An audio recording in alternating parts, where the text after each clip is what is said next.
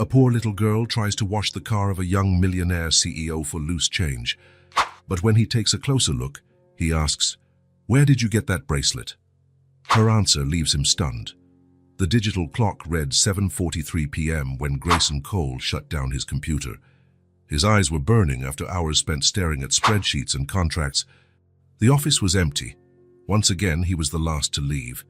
He straightened his already loose tie, grabbed his suit jacket, and closed the door without looking back. Outside, the sky displayed a mix of orange hues. Another day just like all the others. Numbers, meetings, cold decisions. His life was so predictable that even the building's security guards made bets on the exact time he would leave. "Good night, Mr. Cole," the guard mumbled. Grayson merely nodded. He was known for his efficiency as CEO of Cole Enterprises, but also for his reserved nature. At 32 years old, he had built an empire, yet lived as though he were merely fulfilling a task. The path to the parking lot was the same as always, measured steps, eyes forward. That's when he noticed something different. On the corner, near where his car was parked, a small figure crouched down, washing the headlights of a car. It was a little girl, no older than 6, with brown hair tied into a messy ponytail. Her bare, dirty feet stood in a puddle of water as she scrubbed an old rag against the bumper. Grayson stopped. He wasn't the type to give a second glance to scenes like that. But something about this child made him hesitate. She wore a simple dress, far too big for her skinny frame. Her small hands worked with a determination completely disproportionate to her age. When she finished cleaning the car, the driver threw some coins on the ground before leaving. The girl scooped them up quickly, as though afraid someone might take them. That's when Grayson saw it. On her thin, delicate wrist, a bracelet made of colorful beads swung as she collected the coins. His heart sped up. Those beads, that pattern, it was exactly the same. His feet moved before he even realized it. He approached slowly. "Hello," he said, using a tone of voice he rarely used, kind, almost uncertain. The girl looked up, startled. She had large, expressive eyes, with a mix of innocence and a premature wisdom.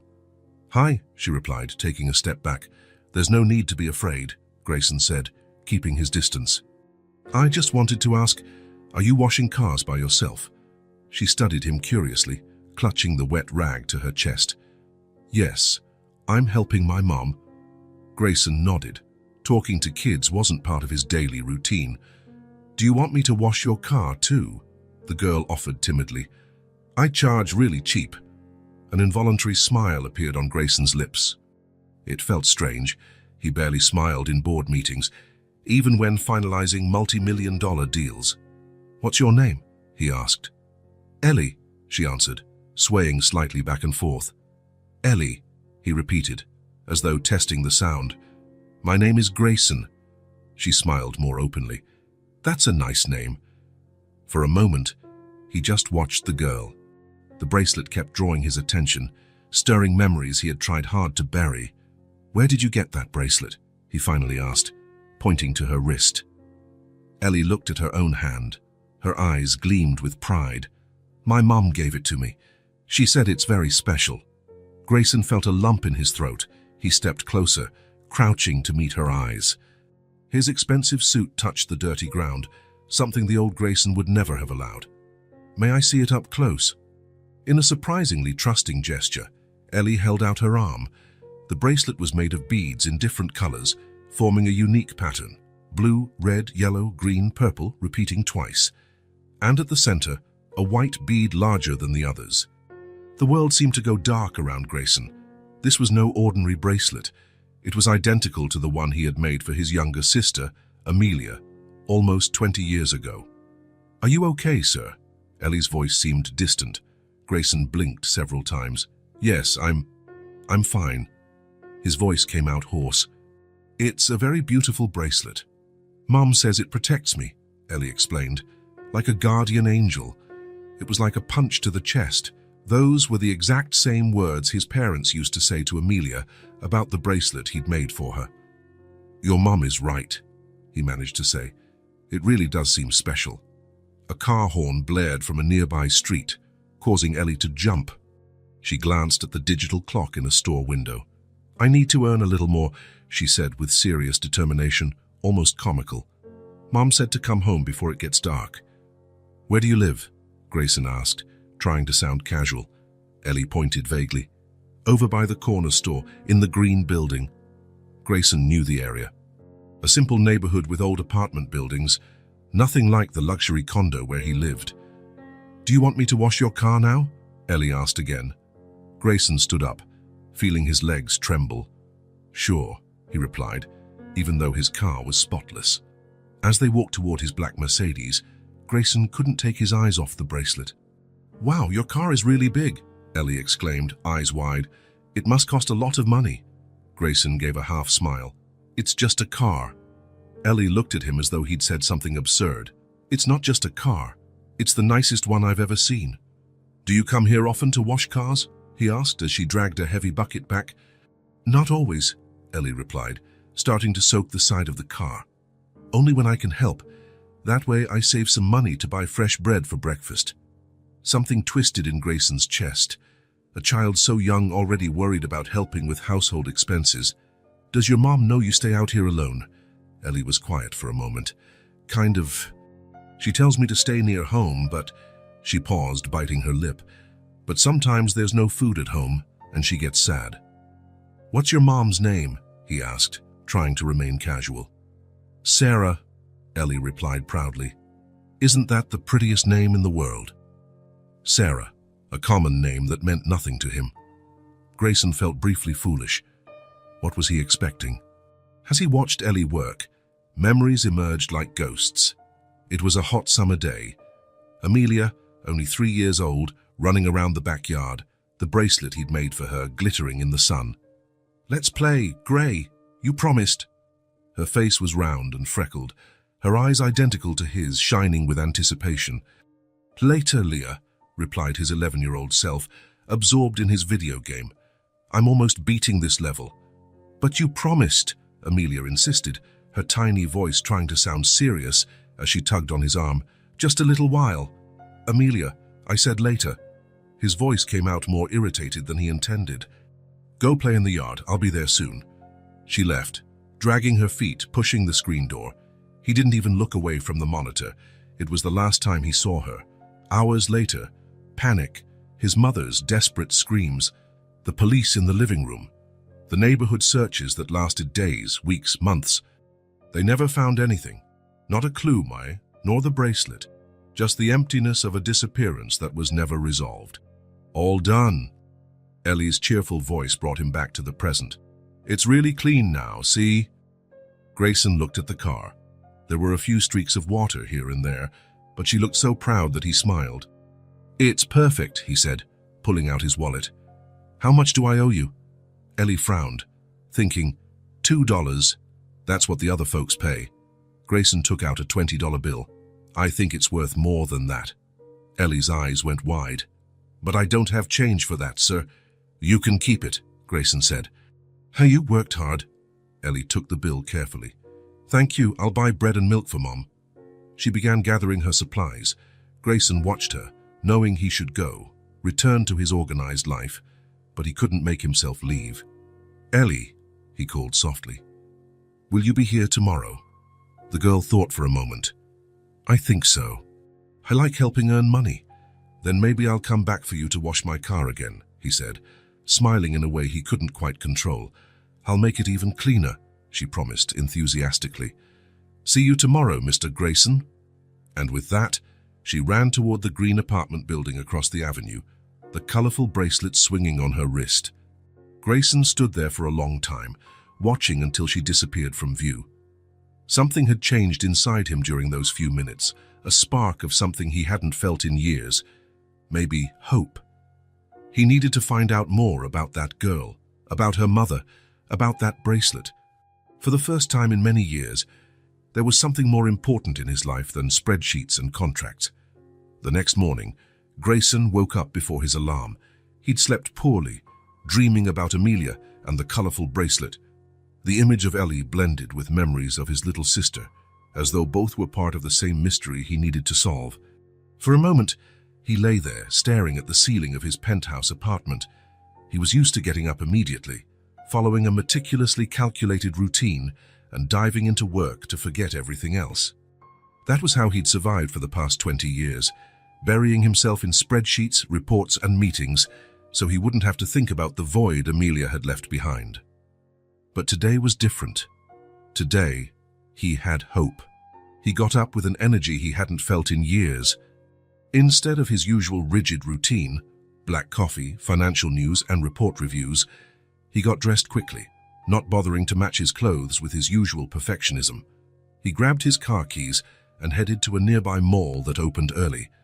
At the supermarket, he filled his cart with items he never usually bought for himself: brightly colored juice bottles, chocolate cereal bars, fresh sandwiches, cookie packs, fresh fruit, and yogurt. The cashier looked curiously at the man in a tailored suit and luxury watch, buying what appeared to be snacks for a children's party. "Special day?" she asked, scanning the items. "Yes," Grayson answered with an involuntary smile. "I suppose it is." He arrived at the office almost an hour later than usual. His assistant, Miranda, looked at him with thinly veiled surprise. "Mr. Cole, is everything all right? You're never late." "I'm fine," he replied, feeling oddly light. "I just had a few personal matters to take care of this morning." By Miranda's expression, it was clear that the idea of Grayson Cole having personal matters was as unexpected as a penguin in the desert. He rarely spoke about anything unrelated to business. His private life was a mystery to everyone at the company. Throughout the day, Grayson tried to focus on work, but his mind kept drifting to Ellie and the bracelet. He actually forgot one of his meetings, something that had never happened before. He typed the wrong figures into an important report. He found himself gazing out the window, wondering where Ellie was at that moment, what she was doing, and whether she had enough to eat. At exactly 4 in the afternoon, ignoring a pile of documents awaiting his signature, Grayson got up, grabbed his jacket, and left. "Mr. Cole," Miranda called, nearly running after him. "What about the video conference with the Japanese investors? It's scheduled to start in 20 minutes. "Reschedule it," he said, not slowing his pace. "Something urgent came up. But sir, it took weeks to coordinate everyone's schedules. You always said these investors are a priority." Grayson stopped and turned to face her. "Miranda, for the first time in 5 years, I'm asking to reschedule a meeting. Please find another time slot, tomorrow morning if possible." The tone of his voice left no room for argument. With a nod, he continued on his way, leaving behind an utterly bewildered assistant. When he reached the corner where he had met Ellie the day before, he felt a mixture of anxiety and anticipation. What if she wasn't there? What if it had all just been a strange coincidence?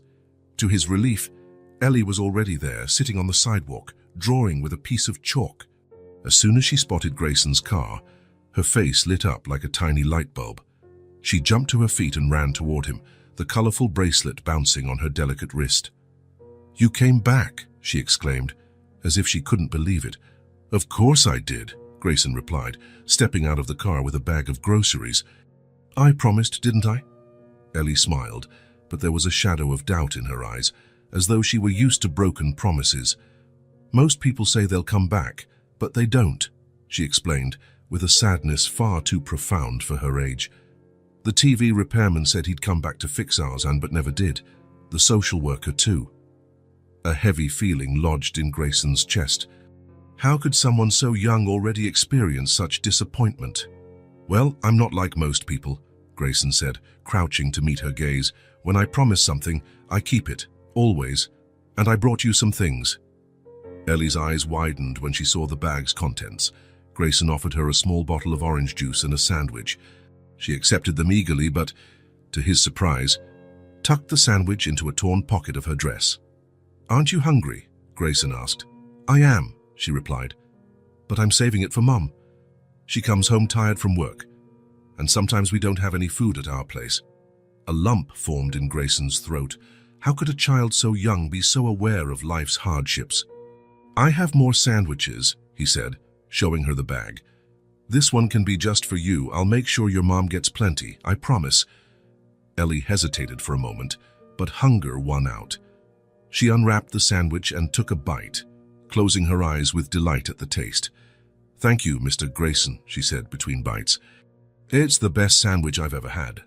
Something in the simplicity of her joy touched Grayson deeply. He had dined in Michelin-starred restaurants, eaten dishes prepared by famous chefs, and yet he had never felt even a fraction of the pleasure this little girl found in a simple supermarket sandwich. Over the following days, a routine emerged. Grayson would appear at the same time, bringing food and water. Ellie would wash his car her own way, splashing more water and soap around than actually cleaning, and then they would sit on the sidewalk and chat.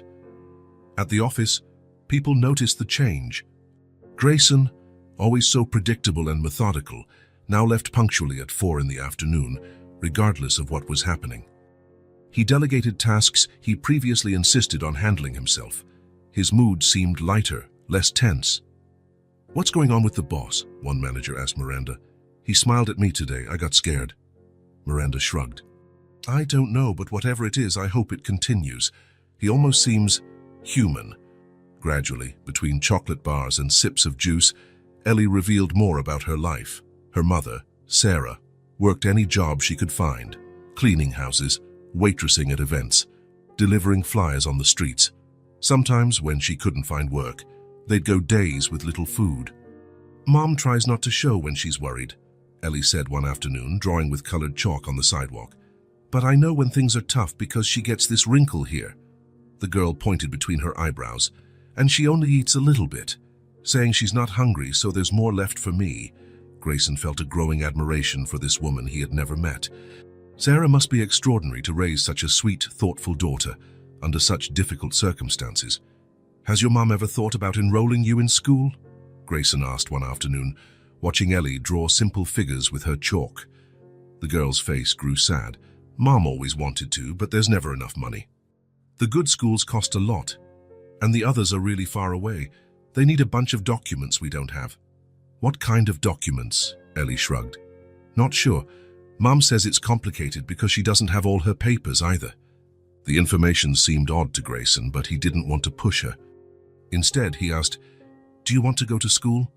Ellie's eyes sparkled. "More than anything in the world, I want to learn how to read stories, do math, and see other places on the globe."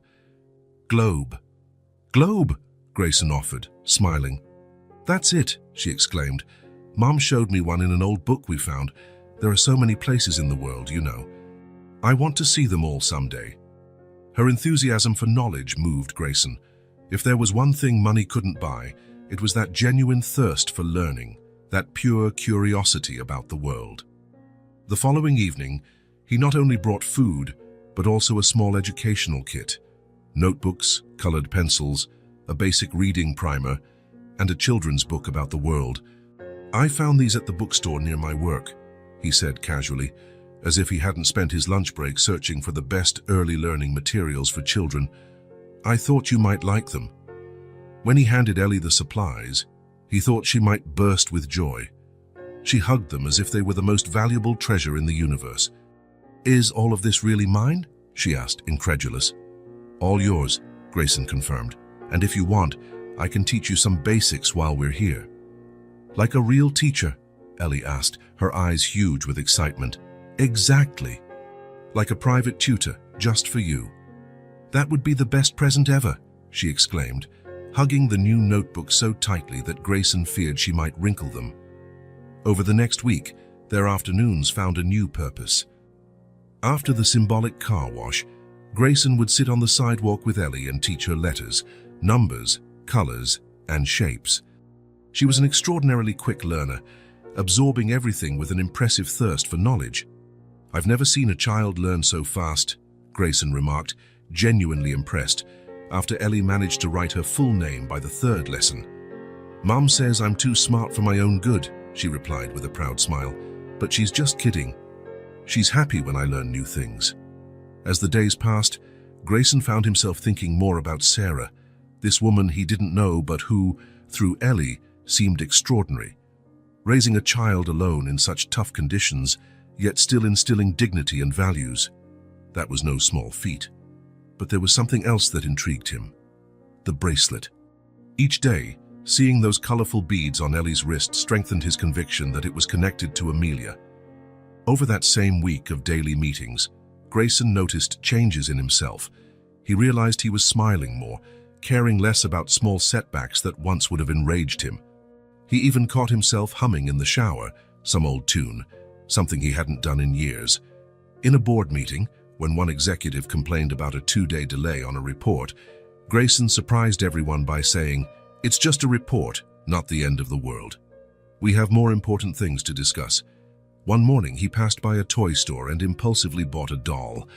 It was simple, made of cloth, with yarn hair and a floral dress. Nothing like the fancy electronic toys modern kids usually want. But something about its simplicity reminded him of Ellie. When he gave it to her that afternoon, her reaction was even more emotional than he expected. Her eyes filled with tears, and she hugged the doll as though it were priceless. "I've never had a doll that was just mine," she explained, stroking the yarn hair reverently. "Only once when the neighbor's daughter let me borrow one." That night, lying in his king-size bed in his luxurious apartment, Grayson realized something he had ignored for years. Despite all his professional success, his life was empty.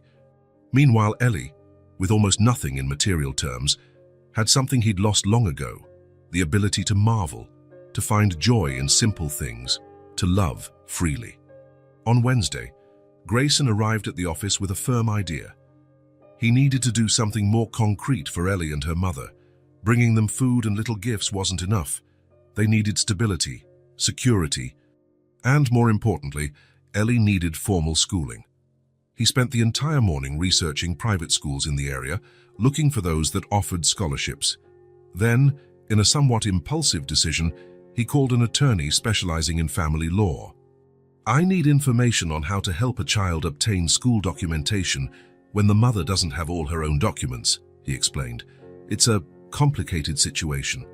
"Complicated how?" asked the lawyer. "I'd rather not discuss details over the phone. Can we schedule a meeting for tomorrow?" When he arrived at the corner that afternoon, Ellie was waiting for him with a sheet of paper in her hand. It was a drawing, herself, Grayson, and a female figure he assumed was Sarah, all holding hands, with a smiling sun above them. "This is for you," she said proudly, handing him the drawing. "It's us, me, you, and Mom. Like friends." Grayson felt a warm, indescribable feeling in his chest. "It's beautiful, Ellie. I'll treasure it." During that day's lesson, Ellie was especially focused. She learned several new letters and managed to write small words. When they finished, she looked at Grayson with an unusually serious expression for her typically cheerful face. "Mr. Grayson, why are you helping me so much?" The question caught him by surprise. How to explain something he didn't fully understand himself? "Because I like you, Ellie," he replied honestly, "and because I believe every child deserves a chance to learn." Ellie studied his face for a moment, as if judging his sincerity. "Is that the only reason? Or does it have something to do with my bracelet too?" Grayson smiled, amazed by the girl's sharpness. It wasn't the first time he noticed how observant she was, picking up on details that most adults would miss. "You're very smart, you know that?" "Yes, the bracelet does intrigue me. It reminds me of someone who was very important to me." "Who?" Ellie asked, drawing a heart next to her name in her notebook. Grayson hesitated. He hadn't talked about Amelia with anyone in years. It was practically forbidden in the rare family gatherings. His parents had turned their pain into silence, preferring to act as if their younger daughter had never existed. It was easier that way. But somehow, there on the sidewalk with that curious little girl, it felt natural to share. "My younger sister," he finally answered. "She had a bracelet exactly like yours." "Your sister? She's an adult now, like you." Grayson felt that familiar knot in his throat. "I don't know, she disappeared when she was little, about your age. We never found her." Ellie's eyes widened, reflecting surprise and sadness. "She got lost. How did that happen?" "No one really knows," Grayson said, feeling the old weight of memory. "One day she was there, playing in the yard. The next, she was just gone. The police searched everywhere but never found a single clue." "That's so sad," said Ellie, showing a seriousness beyond her years. "You must miss her a lot." "Yes," Grayson admitted, surprised by his own vulnerability. "Every day." Ellie was silent for a moment, as though processing this information. Then, in a move that took Grayson completely by surprise, she leaned in and hugged him. It was an awkward, childish hug, but filled with a genuine comfort he hadn't felt in years. "It's okay to be sad," she said with the simple wisdom of a child. "Mom says sometimes we need to cry so the sadness can leave our hearts and make space for good things to come in again." In that moment, sitting on the dirty sidewalk, embraced by a child he barely knew, Grayson felt something break inside him. A wall he had built around his heart began to crumble. And for the first time in 2 decades, he allowed himself to fully grieve his missing sister. One Friday, nearly 2 weeks after they started meeting daily, as they shared a package of cookies on the curb, Grayson finally mustered the courage to bring up the subject again. "Ellie," he began, choosing his words carefully, "that bracelet you wear every day, and it's really pretty." "Thank you," she replied, extending her wrist to show it off. "It's my most precious treasure." "You know," Grayson continued, feeling his heart rate climb, "I knew a bracelet just like yours. It belonged to someone very special to me." Ellie's eyes went wide with surprise. "Just like mine, with the same colors." "Exactly the same," Grayson confirmed. "Same beads, same order, blue, red, yellow, green, purple, with a bigger white bead in the middle." Ellie looked at her own bracelet, clearly fascinated by the coincidence. "That's so weird. How can 2 bracelets be so alike?" "That's what I'm wondering," Grayson said gently.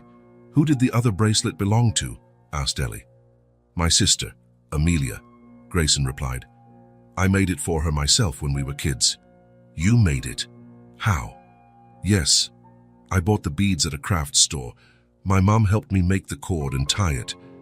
It was a birthday present for Amelia when she turned 3. I was 3 too when Mom gave me mine," Ellie exclaimed, growing more excited with each new coincidence. Grayson felt a chill run down his spine. Every new detail seemed to confirm his suspicions that there was a connection. "Ellie, has your mom ever told you where she got this bracelet? Who gave it to her?" The girl frowned, thinking hard. "I don't think so. She just says it's very special and protects me, like a guardian angel." The same words, identical to what his parents used to say about Amelia's bracelet. It was impossible to be just a coincidence. "Ellie," Grayson said, feeling he needed to take a next step, "could I meet your mom? Maybe I can help you both somehow. And I'd like to ask her about the bracelet." Ellie's face lit up like a little sun. "Really? You want to meet my mom? She's the best person in the world." "I'm sure she is," Grayson replied with a smile. "We can go now." Ellie jumped up. "She should be home." "Are you sure? Would she mind?" "Of course not. Mom always says friends are welcome, even if our place is small." There was something deeply moving in the simplicity of that response. In his corporate world, no one was welcome without a purpose or an agenda. Relationships were calculated, measured by what they could offer in return. Ellie's genuine openness was refreshing and strangely heartwarming. As they walked, Ellie held Grayson's hand firmly, guiding him through narrower, more run-down streets.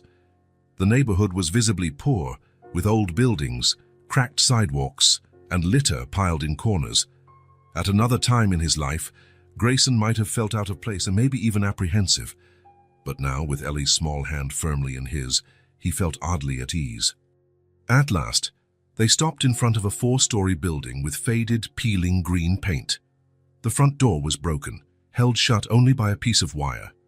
"This is where we live," Ellie announced proudly, which contrasted with the building's run-down appearance. On the 3rd floor, they climbed narrow, dimly lit stairs. The steps creaked ominously, and the smell of mildew was strong. On each landing, they could hear TVs at full volume, crying children, and sometimes the sound of arguments. On the 3rd floor, Ellie ran to the next-to-last door and knocked excitedly. Mom, I brought a guest." There was a moment of silence, followed by the sound of soft footsteps approaching. The door opened just a crack, and Grayson saw a cautious green eye peering out. "Ellie? Who's with you?" "It's Mr. Grayson, Mom, the one who brings me sandwiches and is teaching me to read," Ellie explained, pulling at the door so it would open wider. "He wanted to meet you." The door opened a bit more, revealing a young woman no older than 25. She wore simple, year-worn clothes, and her brown hair was tied back in a messy bun. There were dark circles under her eyes, signs of chronic exhaustion. Even so, there was a dignity in her posture and a subtle beauty that hard times had not managed to erase. Grayson felt like he'd been punched in the gut. Those eyes, they were exactly like his mother's, like his, like Amelia's. The shape of her face, the way she tilted her head slightly when uncertain, it was all strangely familiar and made his heart pound. "Ma'am, I'm sorry to drop by unannounced," he managed to say, mechanically extending his hand. "I'm Grayson Cole. I met Ellie a few weeks ago and—" His words died in his throat as their eyes locked directly. For an instant, it seemed she also felt something. A flicker of confused recognition crossed her face, quickly replaced by a cautious expression. "Ellie's been talking a lot about you," Sarah said softly but reserved.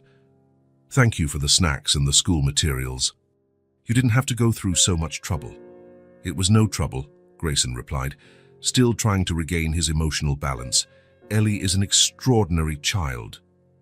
"Mom," Ellie interrupted eagerly, "Mr. Grayson knew a bracelet just like mine. It belonged to his sister who disappeared." Sarah seemed to freeze momentarily. Her gaze flicked immediately to Ellie's wrist, then back to Grayson, suddenly more alert. "Could we talk inside?" Grayson asked. "I promise not to take up too much of your time." There was a clear moment of hesitation. Sarah bit her lower lip, exactly the way Amelia used to whenever she was thinking, and then nodded, opening the door wider. "Come in," she said simply. The apartment was tiny, practically a single room divided by a makeshift partition. There was a small kitchen in one corner, a table with two mismatched chairs, and what appeared to be a single bed on the other side of the partition. Despite the evident poverty, the place was spotlessly clean and organized. "Have a seat," Sarah offered, indicating the two chairs. "I'll make some coffee." "No need to trouble yourself," Grayson said. "It's no trouble," she replied with a half-smile. "It's the least I can offer someone who's been so kind to my daughter." While Sarah prepared the coffee in the small kitchen, Ellie ran over to show Grayson her drawings taped to the wall. Simple, colorful sketches of a house, flowers, and what appeared to be her and her mother holding hands. "You draw very well," Grayson praised, genuinely impressed by her natural talent. Sarah returned with 2 cups of coffee and a glass of milk for Ellie. She sat at the table, her posture indicating a mix of gratitude and distrust. "So," she began, after a sip of coffee, "Ellie mentioned something about a bracelet." Grayson took a deep breath, now or never. "Yes," he said, indicating Ellie's wrist. That bracelet she wears is exactly like one I made for my younger sister nearly 20 years ago." Sarah grew very still. Something in her eyes changed, a flicker of fear, perhaps. "My sister, Amelia, disappeared when she was just 3, Grayson continued. "We never found out what happened. The police investigated for years but found nothing. Not even the bracelet." The silence that followed was heavy with tension. Sarah stared at her coffee cup, as though looking at something beyond the dark liquid. "Mom," Ellie asked, noticing the change in the room, "is everything okay?" Sarah raised her eyes, first to her daughter, then to Grayson. There was an intensity in her gaze that wasn't there before. I'm not sure how to say this," she began, her voice barely a whisper, "but I think maybe we can help each other understand some things." The days following the DNA test were simultaneously slow and intense. The lab had said the results would be ready in 2 weeks, 14 days that dragged on like years. Sarah oscillated between anxiety and disbelief. Sometimes she convinced herself it was all just an extraordinary coincidence. Other times, she found herself staring at her own reflection, searching for features that might confirm Grayson's theory. Ellie, with the natural adaptability of children, accepted the situation with a disarming simplicity. To her, the idea that her mother might be her new friend's long-lost sister was just another adventure, not so different from the stories she read in the books Grayson brought her. As for Grayson, the weight felt almost painful. After 20 years believing Amelia was gone, the possibility that he'd found her was like a dream he was afraid to wake from. His analytical mind tried to protect him, listing all the reasons it could be just an incredible coincidence. But his heart, long dormant, had already fully embraced the hope. On the third morning after the sample collection, Grayson surprised himself by making an impulsive decision, something entirely out of character. He called Sarah. "I was thinking, would you and Ellie like to go out this afternoon? There's a park near downtown with a duck pond." There was a moment's hesitation on the other end of the line. "I don't know, Grayson. Maybe it's not a good idea for us to see each other so often before we get the results." "I understand your concern," he replied, feeling a stab of disappointment. "But I thought we could use this time to get to know each other better, regardless of what the test shows." Another pause, then Sarah's gentle voice. "Ellie would love to see the ducks." The park was modest but well kept, with tall old trees offering plenty of shade. Ellie ran for the lake the moment they arrived, thrilled by the prospect of feeding the ducks with the bread Grayson had brought. "Careful not to fall in the water," Sarah called out, that instinctive motherly worry in her voice. While Ellie happily tossed pieces of bread to the ducks, Grayson and Sarah sat on a nearby bench watching her. A strange familiarity hung in the air, as if they had done this countless times before. "You look tired," Grayson commented. Sarah gave a small smile. "I haven't been sleeping well. Too many thoughts. I know the feeling. I've been dreaming about Amelia almost every night since we met." They fell silent for a moment, each lost in their own reflections. "What was she like?" Sarah finally asked in a near whisper. "Amelia." Grayson felt a lump in his throat. It was the first time Sarah had shown interest in his missing sister, who might actually be her. She was full of life.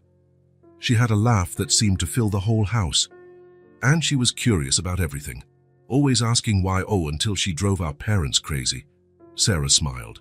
"Ellie's like that. Sometimes I feel like I don't have enough answers for all her questions."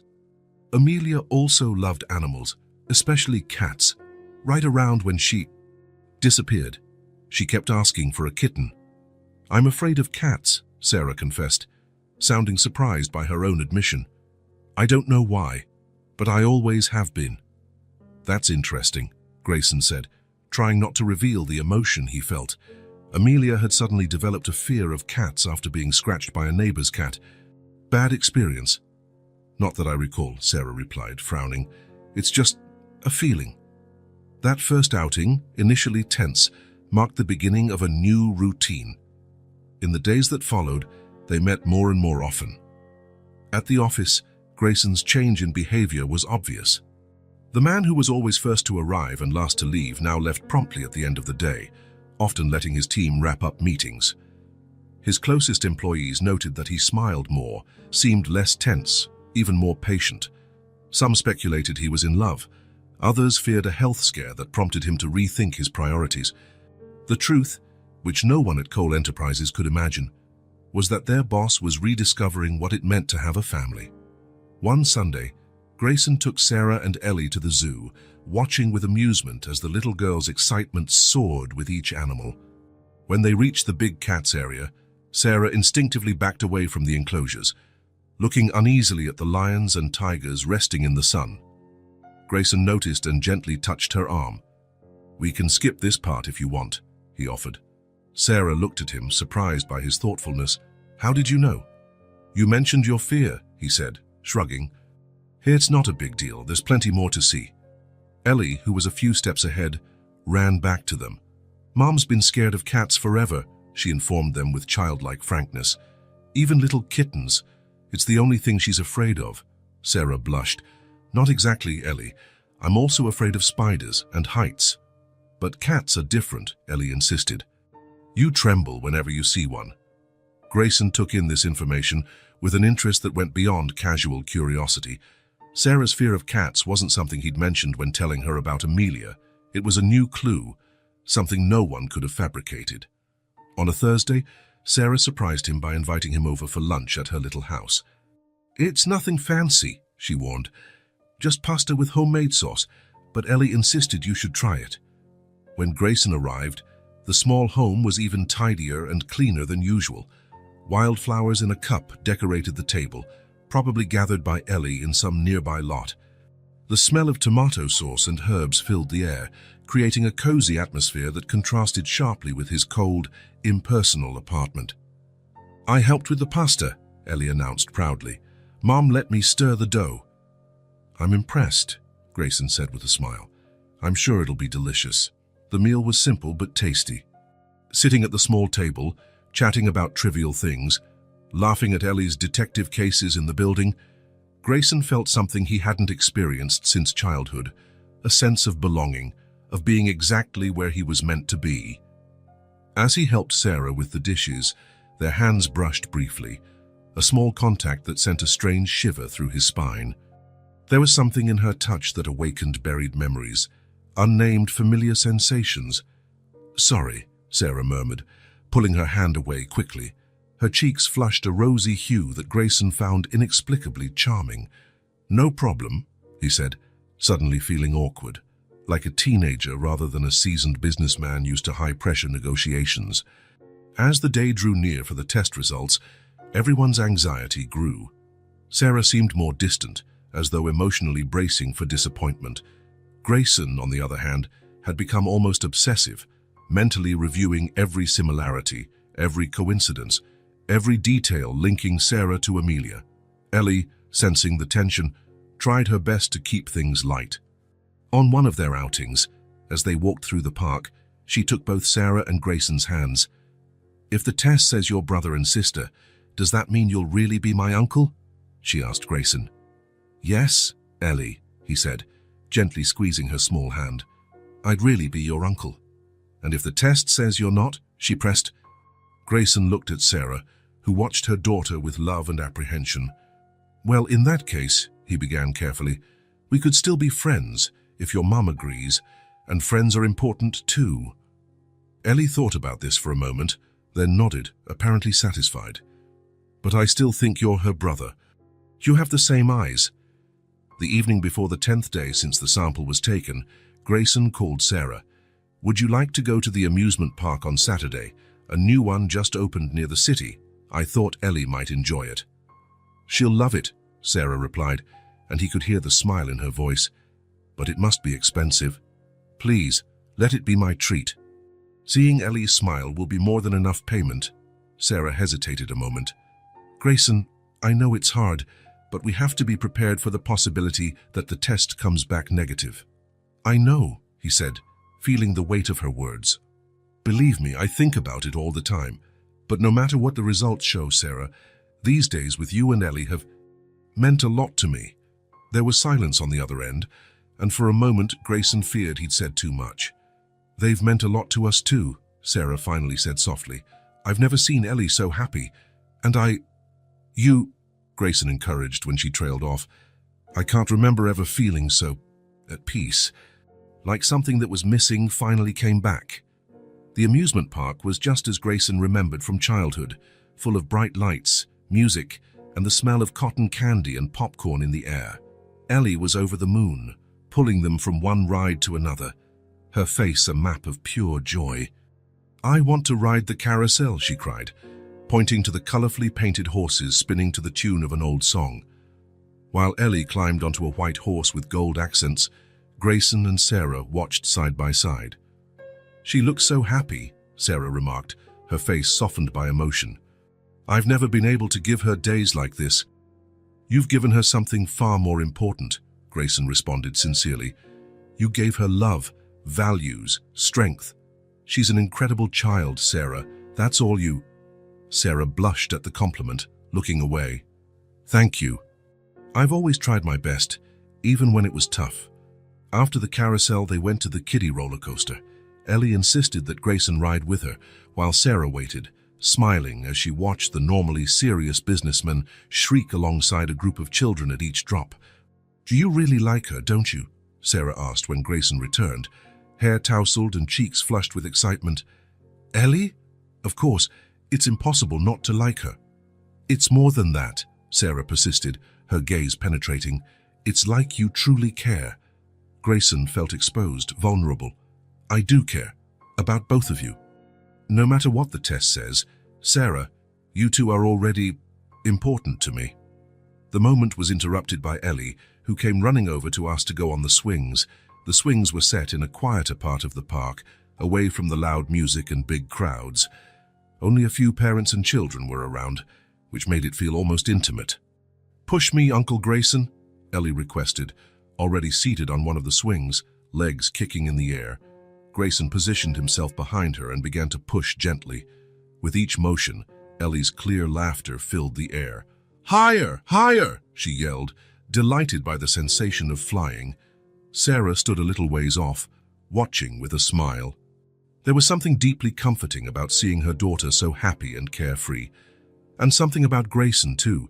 The tenderness with which he treated Ellie, the careful attention, the genuine joy he showed around them. It was hard to reconcile this man with the cold, assert, calculating CEO she had first imagined. As she watched Grayson push Ellie, a powerful feeling of déjà vu began to well up, almost making her dizzy. The image before her seemed to overlap with another, like a double-exposed photograph. Instead of Ellie on the swing, she saw herself, maybe 3 years old, with pigtails. And instead of Grayson, there was a slightly older boy, perhaps 11, with the same gentle smile, the same green eyes. "Higher. Gray. I want to go higher." "Are you sure, Leah? You're still little." "No, I'm not. I'm big. I'm going all the way to the sky." The memory was so vivid, so real. Sarah brought her hand to her mouth, stifling a sob. It wasn't just a dream or fantasy. It was a genuine recollection, a fragment of a past she thought was irretrievably lost. Feeling shaky, she approached the swing. Tears were streaming down her face, but she hardly noticed. Her entire focus was on Grayson, on his face that now seemed so familiar, so loved. "You used to push me like this, didn't you?" she asked, her voice trembling with emotion. Grayson froze, his hands still on the swing's chains. He turned slowly to Sarah, eyes wide with surprise and hope. "What did you say?" he asked, almost breathless. "On the swing, when we were kids," Sarah continued, words spilling out between sobs. "You called me Leah, and I always begged to go higher." Grayson let go of the swing, leaving Ellie to sway on her own, and stepped toward Sarah. His hands trembled. "You remembered," he whispered in disbelief. "You actually remembered." Sarah nodded, unable to speak further. More memories flooded in, each bringing intense emotions, happiness, security, love, feelings long buried, but never truly forgotten. Without thinking, Grayson pulled her into a hug. Sarah did not resist. Somehow, in his arms, she felt as though she were finally home. "Mom? Uncle Grayson? Why are you crying?" asked Ellie, who had hopped off the swing and now observed them curiously. Sarah pulled away, wiping her tears. "It's nothing, sweetheart. Mommy just remembered something important." "Something good or bad?" Ellie pressed. Sarah looked at Grayson, a smile forming through her tears. "Something good, Ellie. Something really, really good." 2 days after the park incident, Grayson showed up at Sarah's apartment carrying an old box. It was a Sunday morning, and the sunlight streamed through the simple windows, creating patches of light on the worn floor.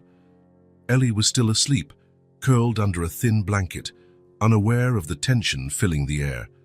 "I brought something for you to see," Grayson said quietly, as though afraid of breaking the fragile connection forming between the past and present. Sarah glanced at the box apprehensively. Since that moment in the park, when a vivid memory had crashed over her, more recollections had surfaced, fragmented pieces of a jigsaw puzzle she still couldn't piece together fully. "What is it?" she asked, indicating the box Grayson placed on the small kitchen table. "Photos," he answered simply. "Family photos. Our family." The words echoed in the tiny apartment, carrying a weight that made Sarah shudder. It was strange to think she had a family beyond Ellie. During all these years, it had been just the two of them against the world. "I wasn't sure if I should bring them before we got the test results," Grayson continued, running a hand nervously through his hair. "But after that day in the park, I thought maybe it would help you remember." Sarah nodded, unable to find words. Her heart was pounding so hard it seemed everyone in the neighborhood might hear it. Grayson opened the box carefully. Inside, protected by clear plastic, was a brown leather photo album, its edges worn from time and frequent handling. "It's the family album," he explained as he took it out. "Mom keeps it by her bedside. Every night before sleeping, she looks at least at one picture of you. Sarah felt a knot tighten in her throat. The thought of someone spending 20 years looking at her photos, waiting for her return, was almost unbearable in its sweetness and sorrow. She never gave up hope, Grayson went on, voice choked with emotion. Neither did Dad. They never stopped searching. They never gave up on you. With trembling hands, Sarah took the album. It felt heavier than it looked, as if it carried not just photographs, but 2 decades of waiting and longing.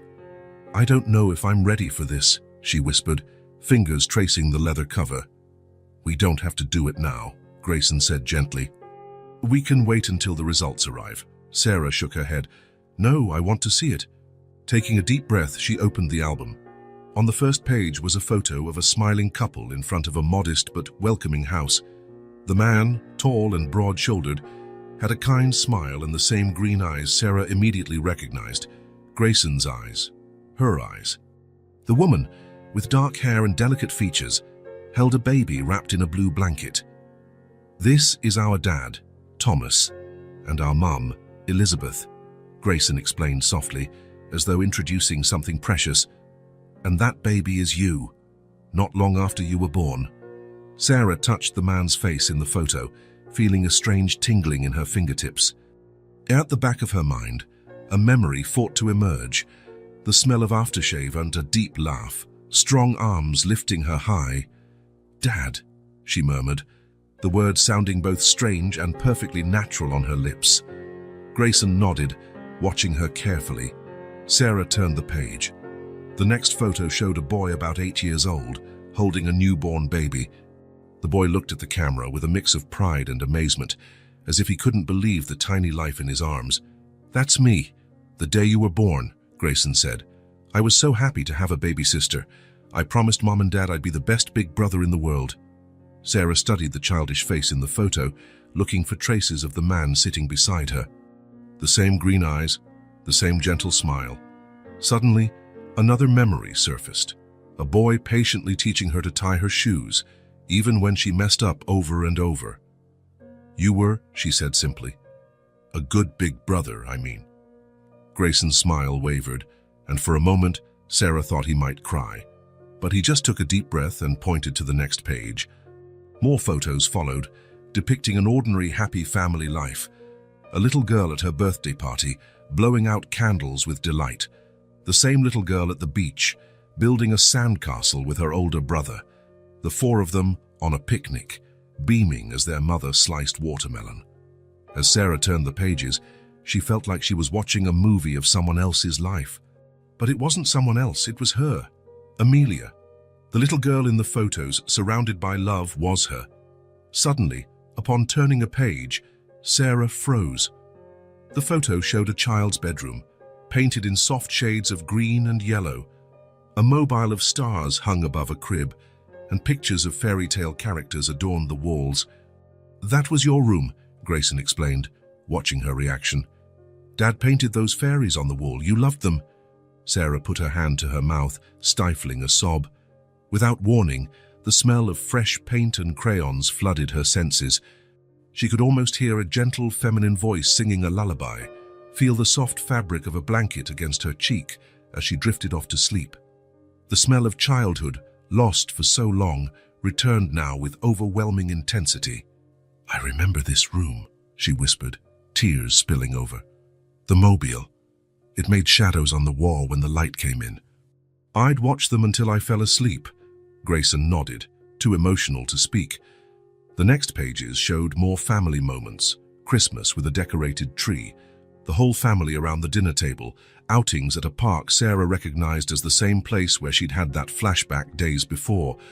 That's Golden Park, where we used to have picnics every Sunday in summer, Grayson said, pointing at the photo. And this is Grandma Helen's house, where we spent every Christmas. Sarah ran her fingers over an image of an old house with a gabled roof and a wide porch. She suddenly smelled cinnamon cookies and hot chocolate, remembered the feeling of soft socks on hardwood floors. Grandma Helen. She used to bake star-shaped cookies, Sarah murmured, surprised by the clarity of her memory. And she had a fat cat named Mittens. Grayson completed with a smile. An orange Persian who slept by the fireplace. Sarah smiled through her tears. It was as though each photo unlocked a new door in her mind. On the last page, she found a photo of the entire family in front of the same house from the first picture. The man, the woman, the boy, now around 10, and the little girl of about 3, wearing a light blue dress and holding a teddy bear. "That was the last photo we took together," Grayson said, his voice barely above a whisper. "A week before you disappeared." Sarah stared at the photo for a long time, taking in every detail. The little girl in the image had a gap-toothed grin, looking safe and happy. There was no sign of the fate that awaited her, being torn away from her family, losing her memories, growing up with no idea who she really was. Carefully closing the album, Sarah looked at Grayson, tears shining in her eyes. "And our parents?" she asked, voice trembling with fear and hope. Grayson smiled, a smile full of promise and healing. "They're alive. They never gave up on you." The envelope arrived on a seemingly ordinary Tuesday, one that would forever change the course of 3 intertwined lives. Grayson was in his office when he got the lab's call saying the DNA test results were in. With trembling hands, he asked them to email him immediately and send a hard copy via express delivery to Sarah's address. He opened the email as soon as it arrived. His heart pounded so hard, it felt like it would burst from his chest. He read the report repeatedly, wanting absolute certainty there was no mistake. The conclusion was clear and irrefutable, a 99.998% probability of a first-degree relationship. Sarah was Amelia, his sister, missing for 20 years, was alive. Grayson buried his face in his hands, allowing himself, for the first time in years, to cry openly. Tears of relief, joy, grief for lost years, and hope for the years to come. When he finally composed himself, he picked up the phone again. "Miranda, cancel all my appointments for the rest of the day and for the next 2 days as well." "Sir, but the meeting with the investors..." "Reschedule. This is more important." He grabbed his car keys and drove to Sarah's tiny apartment, feeling strangely calm despite the emotional storm inside him. He'd rehearsed this moment 1,000 times over the past few days, imagining exactly what he'd say, how he'd react. But now, about to deliver the news that would change everything, words felt inadequate. Sarah answered the door with Ellie by her side. Both looked as though they'd been waiting for him, Ellie's face glowing with anticipation, Sarah's eyes betraying sleepless nights. "It's here," he said simply, holding the envelope. "The results." Sarah went pale, gripping the doorframe for support. "And what does it say?" Grayson hesitated, suddenly aware of the gravity of the moment. This wasn't just a medical result. It was confirmation of an identity, a reconnection to a lost past. "Maybe we should go inside," he suggested softly. Sarah nodded, stepping back to let him in. The small apartment felt even tinier, as though the walls were closing in to witness a moment that transcended the humble space. "It's positive," Grayson finally said, his voice steady despite his emotion. "You're Amelia, my sister." Sarah raised her hand to her mouth, stifling a sob. Her legs gave out, and she sank onto the edge of the bed. "So it's true," she whispered, barely audible. "All of it is true." Ellie moved closer to her mother, gently stroking her hair. "Mom, are you sad?" Sarah hugged her daughter, tears flowing freely. "No, sweetheart, Mom's just surprised. It's a lot to take in at once." Grayson sat down beside them, respectful of Sarah's space, but wanting to be near. He opened the envelope and took out the report. "Everything is here," he said, offering her the papers. "If you want to see the details." Sarah took the documents with shaking hands, her eyes scanning the lines of scientific terminology that meant little to her. But at the bottom of the page, in bold letters, was the conclusion that changed everything. Result positive for first-degree relationship probability, 99.9998%. "It's so strange," she said after a long silence. "Part of me always knew there was more. Something beyond the memories I could reach, like a distant echo I couldn't decipher." "What now?" Grayson asked gently. Sarah looked up, her green eyes, the same as the Cole family, shining with a mixture of fear and hope. "I don't know," she admitted. "It's all so overwhelming. I'm afraid I won't live up to everyone's expectations. That I won't be the Amelia they were hoping for." "Nobody expects anything," Grayson assured her, choosing his words carefully. "You're no longer that 3-year-old girl, just like I'm no longer that 11-year-old boy. We've all changed, grown. What matters is that we have a chance to reconnect, to build something new. And your parents—" "Our parents," she corrected herself quickly. "They'll want to see me, meet Ellie. But what if— They just want to know you're okay," Grayson interrupted softly. "They've held on to that hope for 20 years. Anything beyond that is a gift." "I'm scared," Sarah admitted. "Scared I won't be able to fill this 20-year gap. Scared of disappointing them, or you." Grayson took her hand, a simple gesture of connection. "It's not about what we lost," he said, voice firm with conviction. "It's about what we can build together from now on." Ellie, who had been quietly listening, approached Grayson. "So this means you really are my uncle now?" he smiled, the first genuine smile since arriving. "Yes, Ellie, I'm really your uncle." The little girl clapped her hands in excitement. "That's so cool. Can I tell everyone on our street?" Sarah and Grayson laughed, the tension in the moment eased by Ellie's innocence. They spent the rest of the afternoon talking about the past, about the 20 lost years, and about their next steps. Grayson explained that their parents were eager to see her, but understood if she needed more time. "I'll bring you to them when you're ready," he promised. No rush. As the sun began to set, painting the tiny apartment in golden light, Grayson looked around at the peeling paint, exposed wiring, and drafty windows.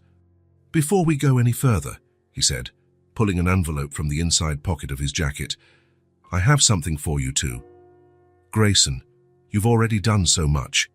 Please," he insisted gently, "this is important to me." Sarah took the envelope, puzzled. Inside was a golden key and some documents. "What is this?" she asked, confused. "A fresh start," he answered simply. "A place for you two to begin this new phase." Sarah looked at the documents and went pale. They were deeds to a house, registered in her name. "I can't accept this," she said immediately, trying to give the papers back. "It's too much, Grayson. Please, Sarah." "Amelia," he added, testing the name that felt strange yet right for both of them. "It's not charity. It's family. It's what siblings do. They take care of each other. But a house, it's nothing extravagant," he explained. "It's comfortable, in a safe neighborhood, near good schools. I was thinking of Ellie, how nice it would be for her to have a yard, her own bedroom." "Uncle Grayson bought a house for us?" Ellie asked, eyes wide with excitement. "With a yard and trees?" "Yes, sweet girl," he replied, smiling at his niece. "It even has the perfect spot for a swing if your mom lets you have one." "Please, Mom." "Please," Ellie begged, jumping up and down. Sarah looked from the papers to Ellie, then back to Grayson. In his eyes, she saw not pity or charity, but genuine love, the same love she was beginning to remember from her early childhood. "It's in your name," Grayson continued. "No conditions, no strings attached. It's yours to do whatever you want. If you'd rather sell it and use the money for Ellie's education, that's fine too. I just want you both to have a chance at a dignified new beginning." Tears sprang to Sarah's eyes, but this time they felt different, not from fear or confusion, but from overwhelming gratitude. "Can I at least see the house before I decide?" she asked, smiling slightly. "Of course," Grayson replied, visibly relieved. "We can go right now if you'd like." 15 minutes later, they pulled up in front of a modest 2-story home in a quiet, tree-lined neighborhood. It wasn't large or luxurious, but it had undeniable charm. Pale yellow siding, bright white windows, and a stone walkway leading to the front door. "This is it," Grayson announced, opening the low gate for them. Ellie immediately ran to the small front yard, thrilled with the open space after years spent in a cramped apartment. "There's a swing," she yelled, pointing to the side yard where a simple swing hung from a sturdy branch of an old tree. Sarah stood on the walkway, emotions so intense she could hardly process what she was seeing. Grayson approached her, offering the golden key. "Would you like to go in?" he asked gently. With trembling hands, Sarah took the key and walked to the door. It fit perfectly in the lock, and the door opened onto a warm foyer with light wood floors and neutral-toned walls. "I kept the decor minimal so you could make it your own," Grayson explained, leading her inside. "But I made sure you had all the essentials." The living room was spacious, with an electric fireplace and comfortable sofas. The kitchen, modern yet cozy, had all the necessary appliances. Upstairs, there were 3 bedrooms. A master for Sarah, one for Ellie, already painted a soft lavender, her favorite color, and a small office that could easily be turned into another bedroom. "This whole room is just for me?" Ellie asked, spinning around in the space that was 3 times larger than the area she'd slept in before. "Can I decorate it how I want?" "Of course you can, sweetheart," Sarah said, touched by her daughter's joy. When they finished the tour, they returned to the living room. Ellie ran off to explore the backyard, leaving the adults alone. "Grayson, I don't even know where to begin to thank you," Sarah said, her voice breaking with emotion. "There's no need," he replied simply. "Seeing you two happy is all the thanks I need. Besides," he added with a small smile, "I have 20 years of missed Christmas and birthday gifts to make up for." Sarah laughed, tears still running down her cheeks. She looked at the key in her hand, small, golden, and shining. It was more than the key to a house. It was the key to a new life, a second chance. "For the first time," she said, voice barely above a whisper, "I feel like I have a place I can call home, a place that's truly mine." "It's yours," Grayson confirmed. "Forever." Outside, they could hear Ellie's carefree laughter as she explored the yard, discovering every corner and hidden treasure of their new world. It was the sound of childhood joy, innocence and hope. In that moment, bathed in the golden glow of the setting sun streaming through the large windows, Sarah knew that no matter what challenges lay ahead, everything would be okay. The lost girl had finally found her way home. The clock on the wall showed 6:15 a.m. when Ellie woke up. She didn't need an alarm. Excitement had kept her in a light sleep all night, as though her small body feared oversleeping on her big day. She jumped out of bed, still rubbing her eyes, and ran to the window. Outside, the sky was just beginning to lighten, promising a sunny day. On the dresser beside her bed, neatly folded and ready, was her new uniform. A pleated navy blue skirt, a white shirt bearing the St. Clair Academy emblem, white socks, and brand new black shoes that had never been worn. Next to them was her backpack, also new, a bright shade of blue she'd chosen herself, already packed with notebooks, colored pencils, a pencil case, and her lunchbox. Ellie touched the uniform reverently, as if it were precious and fragile. For a child who'd never owned new clothes, only hand-me-downs or donations, this uniform represented far more than just something to wear to school. It was a symbol of a new life, of possibilities she had never imagined. When Sarah entered the room to wake her daughter, she was surprised to find Ellie already dressed, fumbling with the navy blue tie that completed the outfit. "You're up early, sweetheart," Sarah smiled, helping her with the tie. "Excited for your big day?" Ellie nodded, her eyes sparkling. "I'm going to learn everything, Mom, everything. I'll make friends, meet teachers, and—" "Breathe," Sarah laughed, tucking a stray strand of hair behind Ellie's ear. "You'll have time for all that and more."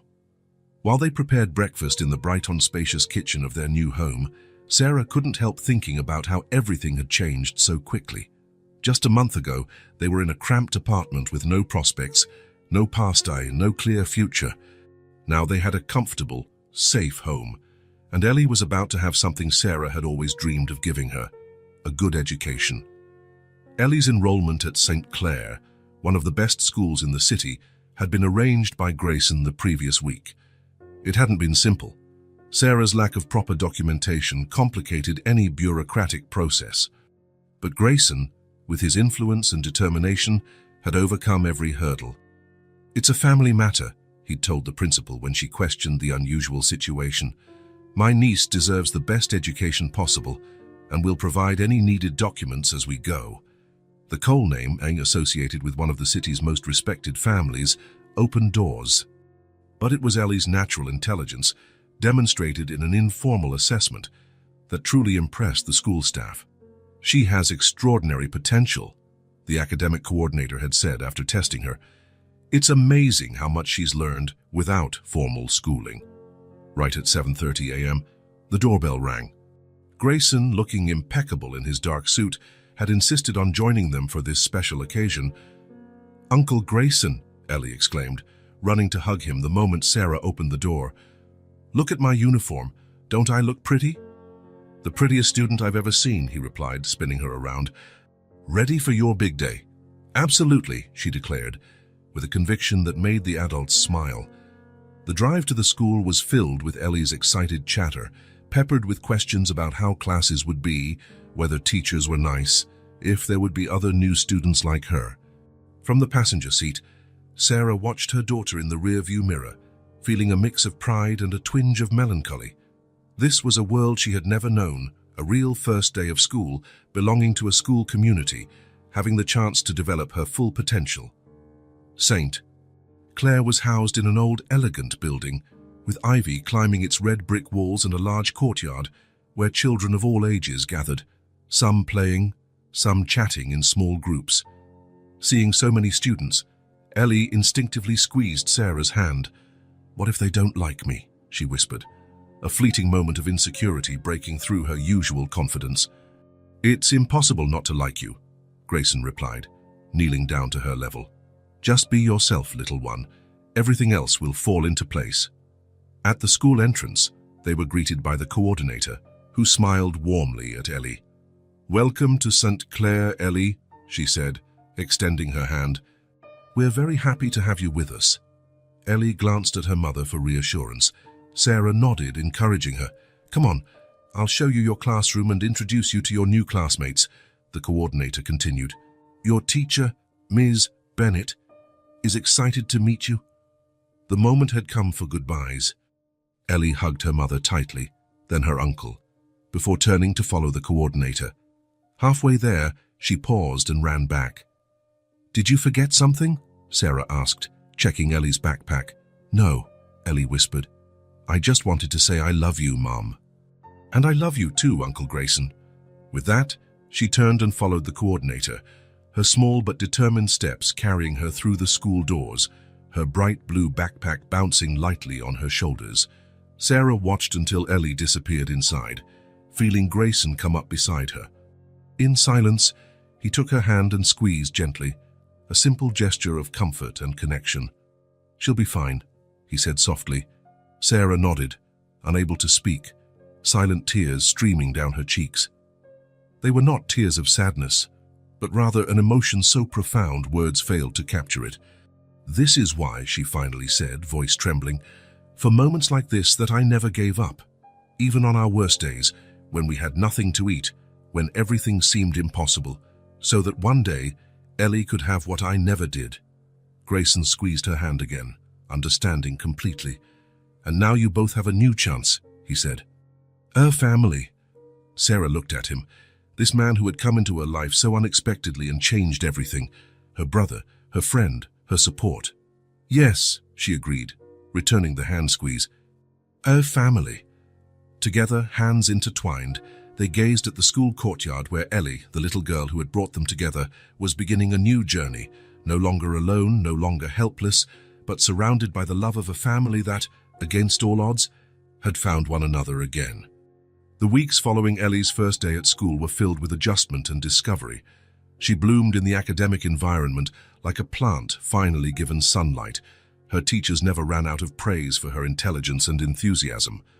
Ellie devoured knowledge with a hunger that impressed everyone, as though she wanted to make up for every minute of the years she hadn't been in formal education. For Sarah, the days followed a different pace. Though the new house was welcoming and secure, she sometimes found it strange, like she was living in a dream she might awaken from any moment. She spent hours arranging their few belongings from the old apartment, alongside new furniture and items, trying to create a space that felt truly her own. But one thing weighed more heavily with each passing day: the pending meeting with her biological parents. Grayson regularly brought updates from them, how anxious they were to see her, how they had prepared her old room, how they counted the days until their family was complete again. Each piece of news stirred a mix of hope and apprehension in Sarah. One Saturday afternoon, while Ellie colored at the kitchen table and Sarah prepared dinner, Grayson showed up unannounced. This was common now. He simply dropped by, bringing small gifts or just his calm presence. "I brought dessert," he said, holding up a box of apple pie from the local bakery, "and I wanted to talk to you about something." Sarah recognized the seriousness in his tone and nodded, gesturing for him to sit. Ellie, immersed in her drawings, merely waved at her uncle without looking up. "It's about Mum and Dad," Grayson said once Sarah was seated. "They asked if you feel ready to meet them. They'd completely understand if you need more time, but they're anxious," Sarah finished with a small smile. "I understand." Grayson studied her face for any signs of discomfort or fear. "What about you? How do you feel?" Sarah took a deep breath, weighing the question. In the past few weeks, more memories had returned, fragments of her childhood, flashes of family moments. Her mother's face as she sang lullabies, her father's large hands lifting her high. They were sweet memories, bringing a sense of belonging she had never felt before. "I think I'm ready," she finally said. "I'm still scared, of course. It's huge, all of this. But I feel like I've waited too long already." "They've waited too long." "They know you're different now," Grayson assured her. "They don't expect you to be the little girl who disappeared. They just want to meet the incredible woman you are." Sarah smiled, touched by his words. "When would it be?"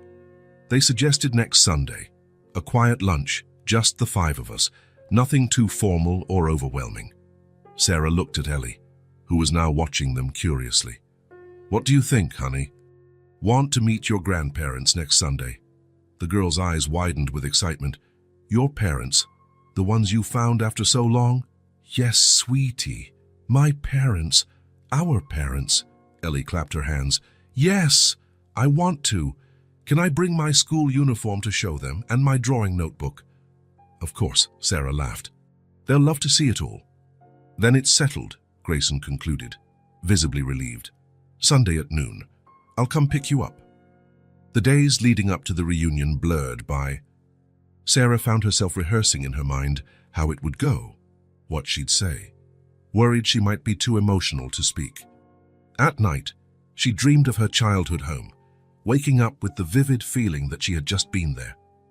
Meanwhile, Ellie dedicated herself to a secret project, spending hours bent over sheets of paper with colored pencils strewn about, forbidding Sarah or Grayson to look until it was finished.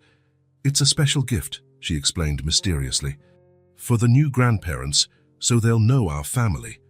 On the eve of the meeting, while Sarah arranged their clothes, Ellie finally revealed her project, a large, colorful drawing of 5 people holding hands, a woman, a little girl, a tall man, and an older couple.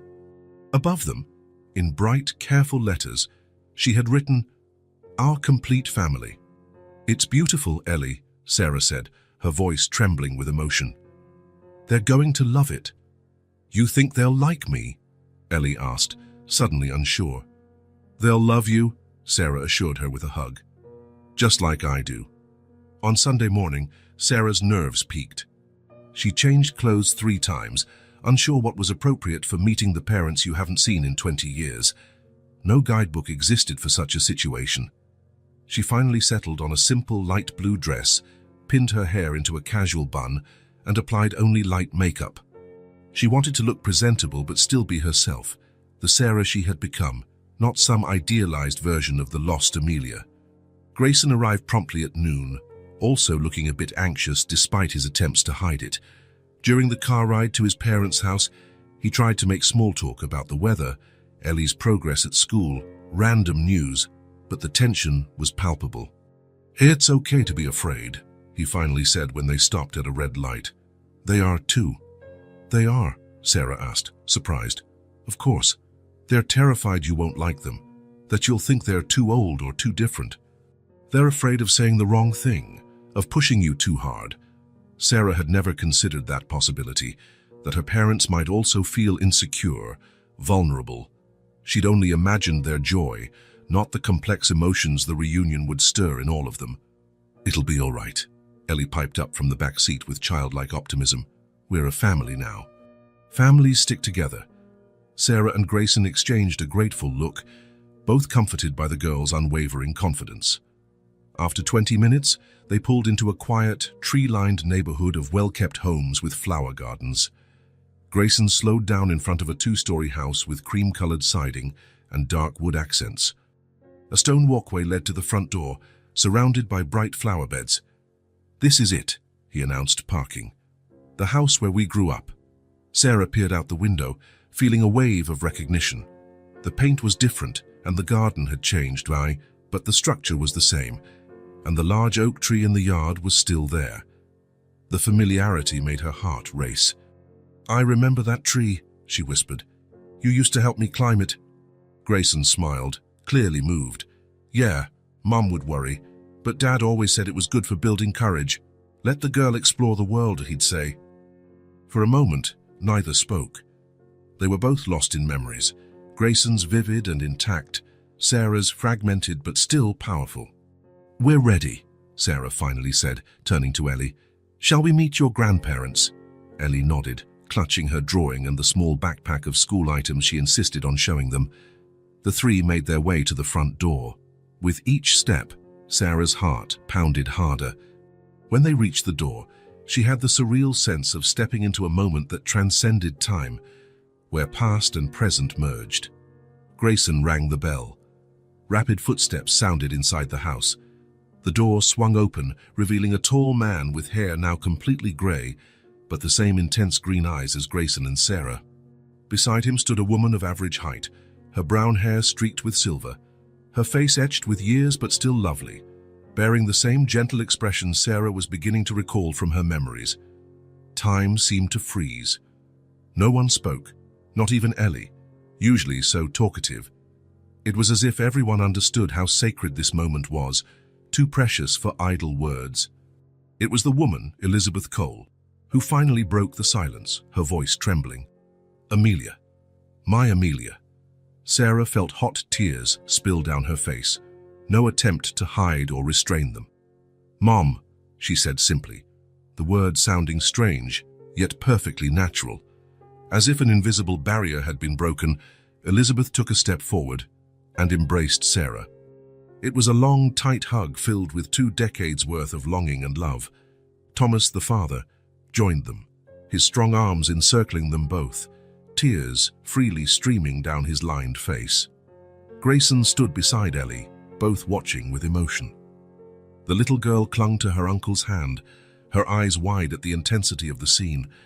When they finally pulled apart, Thomas cradled Sarah's face in his large hands, studying every feature as though memorizing it anew.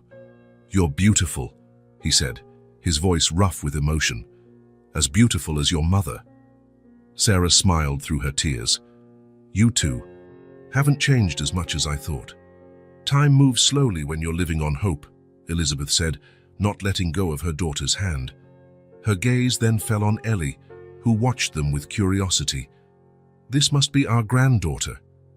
Ellie took a step forward, suddenly shy. "Hi," she said softly. "I'm Ellie. I made a drawing for you." Thomas knelt painfully by the look of it to meet her eyes. "We're so happy to meet you, Ellie. May I see your drawing?"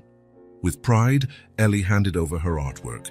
Thomas and Elizabeth examined it with genuine admiration, pointing out little details and smiling at the colorful figures representing their newly reunited family. "This is the most beautiful picture I've ever seen," Thomas declared solemnly. "We'll hang it on the living room wall, in the place of honor." Ellie's eyes sparkled with joy. "Really?" "Absolutely," Elizabeth confirmed. "It should be where everyone can see it."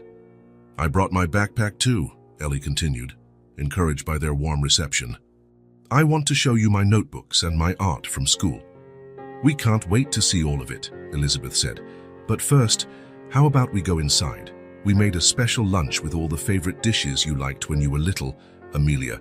I hope you still like them." Sarah felt warmth flood her chest at the mention of her given name. It wasn't uncomfortable, just different.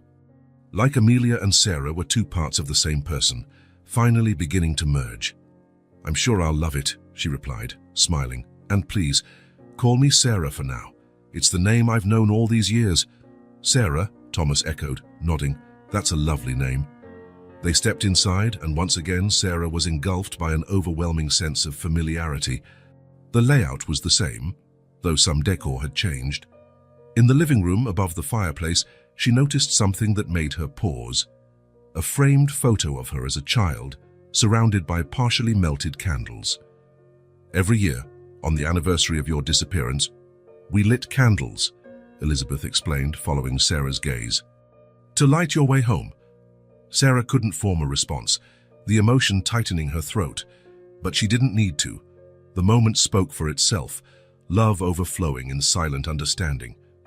They had lunch in the sunny dining room, where the table was set with the best China Eye fresh flowers, everything arranged to make the occasion special.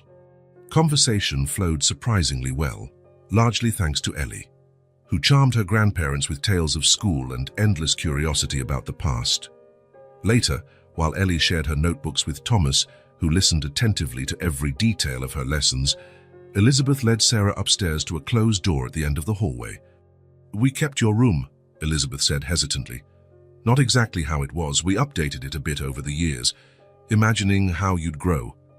If it's too strange, we don't have to go in. I want to see it, Sarah reassured her gently. The room was a combination of the past and an imagined present. The walls were still painted the same soft green Sarah had started to remember. The bed was larger, obviously replaced as they pictured Amelia growing.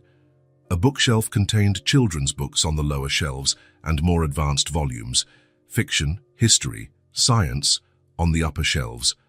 On the desk stood picture frames with digital age progressions of how Amelia might look at 10, 15, 20.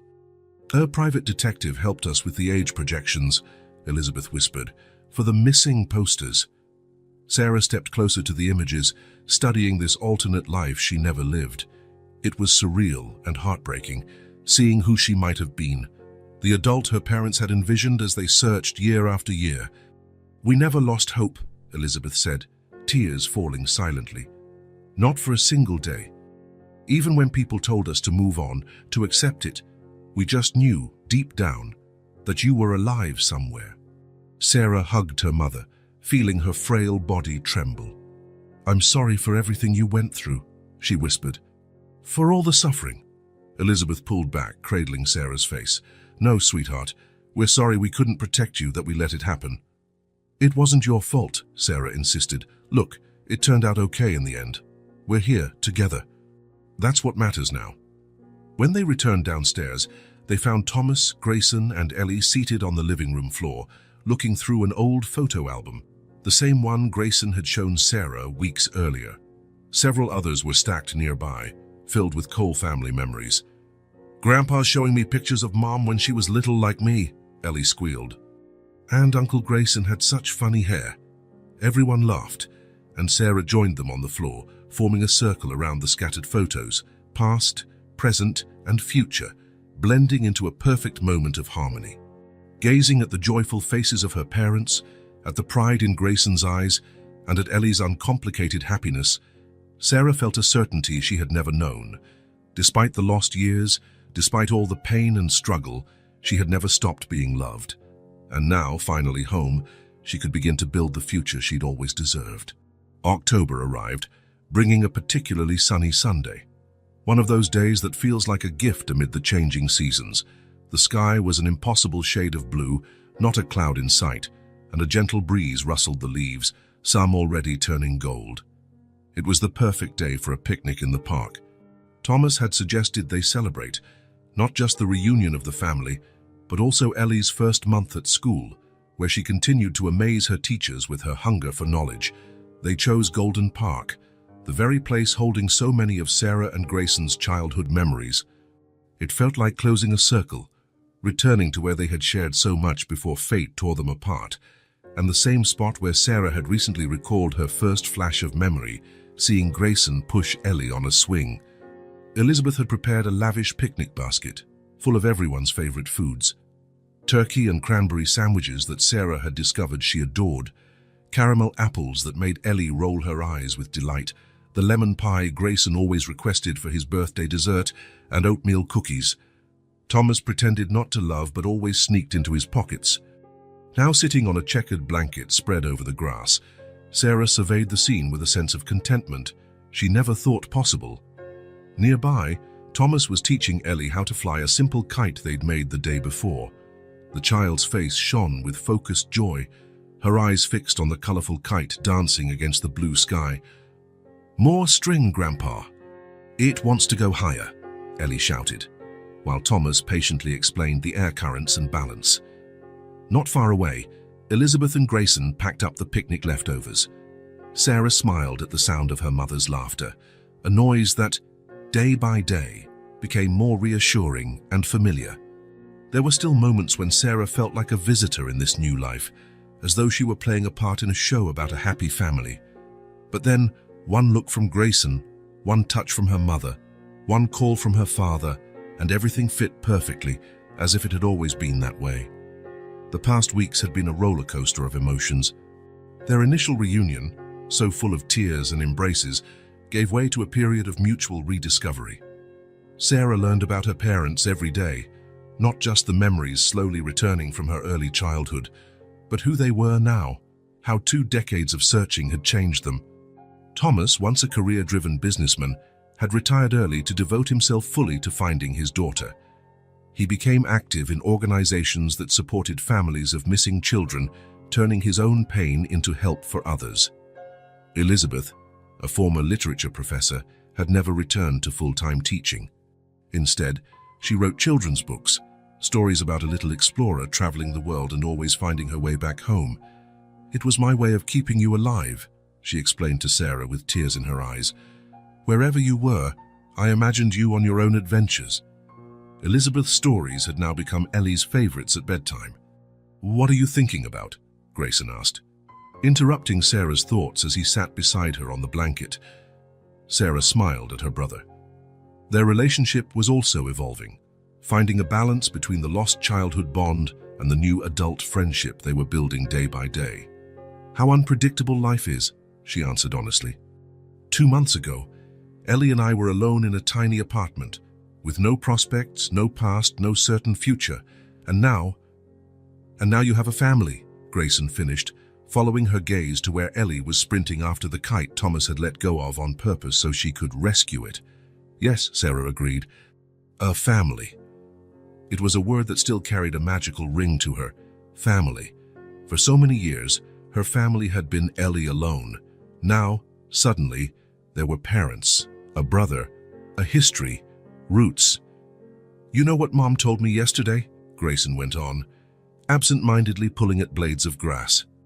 "That for the first time in 20 years, she slept through the night without getting up to check if the phone was working, just in case someone called with news about you." Sarah felt her chest tighten. "It still hurts to think about all they went through." "They'd say it was worth it," Grayson replied simply. "Every minute of waiting, every sleepless night, it was all worth it for this." Across the lawn, Elizabeth had joined in the kite fun, helping Ellie reel in the string.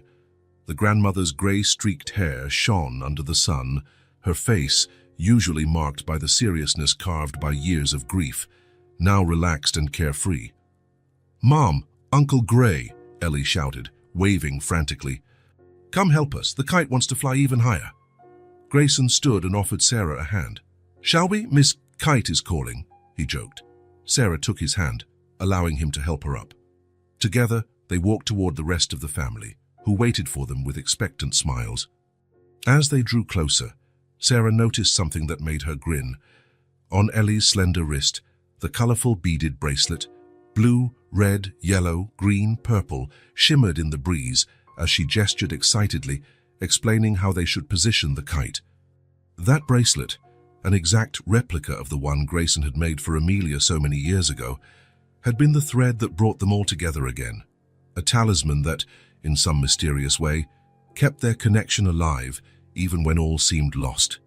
Sarah touched her own wrist, where she now wore an identical bracelet, Grayson's gift to her the day they moved into their new home.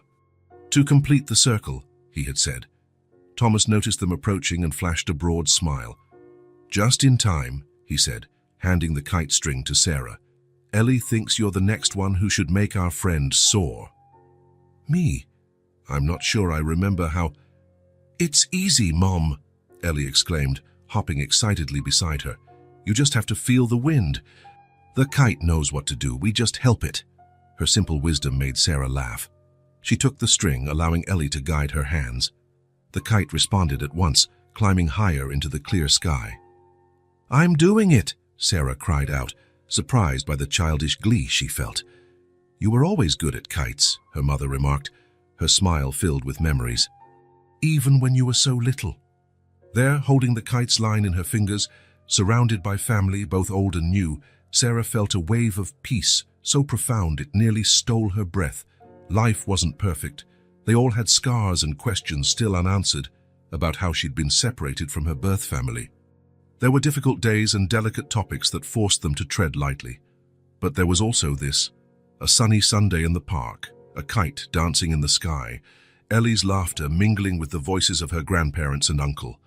There was belonging, there was love. In a sudden rush, Sarah let out more line, allowing the kite to climb even higher, almost disappearing into the endless blue of the sky. Careful not to lose it, Thomas warned, ever protective. Sarah smiled, feeling the gentle pull of the line, a perfect balance between holding on and letting go, protecting and allowing freedom. I won't lose it, she said with a confidence straight from her soul. We're all connected now. As if to confirm her words, Ellie raised her arm, making the colorful beads on her bracelet shimmer under the sunlight, the same sun that lit their smiles, warmed their hearts, and promised many more Sundays like this to come. The bracelet that had never broken had kept its promise, to protect, guide, and reconnect. Now changed from a symbol of loss into one of reunion, it would continue to remind them that true love, like the invisible thread linking their hearts, could stretch across time and distance but never break. If this story touched your heart, subscribe to the channel and turn on notifications so you don't miss the next ones. Leave a like because it helps this story get recommended to more people. See you in the next story.